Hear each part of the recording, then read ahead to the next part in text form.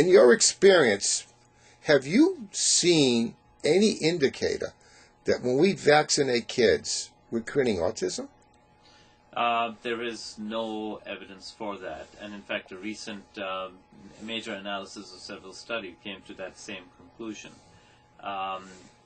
The fear was driven by a misrepresented report from England, which was later found to be He only false. studied less than 20 patients, made a conclusion, which he got sort of like published in Lancet. It was reviewed and criticized, but once you say it, everybody believes Then it. starts believing it, and then it takes on a life of its own. We do know that in the diagnosis of autism, He was talking about the MMR vaccine. Right, that's right. And the thing that bothers me, some doctors profit from it. And the way they profit from it, first of all, parents want the MMR separated, Right. which actually, if you give them together, there's a synergism to some degree. It works better. Also, you have to get 3 visits, expose the kid 2 additional visits to an office, and the best place to get sick, is the doctor's office. Right. Okay. Also, people break appointments, so they may not even get the vaccine.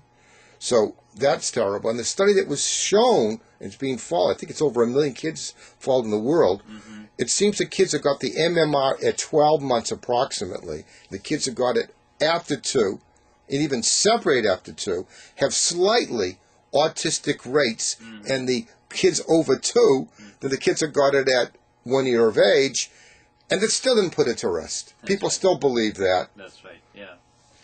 And I had one patient, I can understand, you have a kid who's autistic. She wanted me to give the 4-year-old shots DPT, the polio, and the MMR at 3 different visits, and the MMR separate. I refused. I said, the least I'll do, I'll give the MMR 1 day, I'll give the on another day if you want to do that, but so we got to have it for school. I fought with her. Yeah.